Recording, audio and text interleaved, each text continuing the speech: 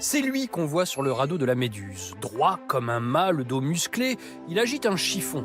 Un appel à l'aide désespéré. Cet homme a réellement existé, il n'a jamais mis les pieds sur ce radeau de fortune. Il s'appelle Joseph et au 19e siècle, il est l'un des modèles les plus courus du milieu artistique parisien. Géricault l'apprécie tellement qu'il le peint 3 fois sur son tableau, là et aussi ici. En vérité, il n'y eut qu'un seul survivant noir. Géricault fait de la peinture politique. Il est abolitionniste. Avec 3 Joseph, il s'engage clairement contre la traite négrière. À cette époque, on représente le noir toujours de la même façon. Même trait, même couleur, mêmes yeux. Avec Joseph, ça change. On entre dans le naturalisme. Qui plus est, avec son physique des faibles, il est comme un trait d'union entre le mythe du bon sauvage et la statue d'un dieu grec. Joseph est l'un des rares modèles qui, de son vivant, connaît la notoriété.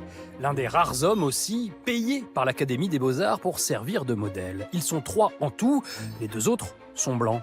Il pose aussi pour Horace Vernet, Alfred de Dreux ou Théodore Chassériau. Né à Saint-Domingue vers 1793, il a une dizaine d'années quand il arrive en France. Madame Saki, célèbre circassienne de l'époque, l'engage. Avec une originalité qui dépasse l'entendement, elle lui demande de jouer un Africain, puis Géricault le remarque. Il le représente plusieurs fois. Cette vue de dos s'appelle « Étude d'homme » d'après le modèle Joseph. Un titre sans préjugés. On ne peut pas en dire autant d'Adolphe Brune. Il nomme son tableau « Joseph le Nègre ». Le racisme dans la représentation des Noirs est monnaie courante à l'époque. Il suffit de voir comment les écrivains Alexandre Dumas, père et fils, sont caricaturés. Il a fallu attendre 2019 pour que les conservateurs de certains grands musées reconsidèrent les titres des œuvres. Cette année-là, lors d'une exposition, cette toile ne s'appelle plus Joseph le Nègre, mais Joseph tout court.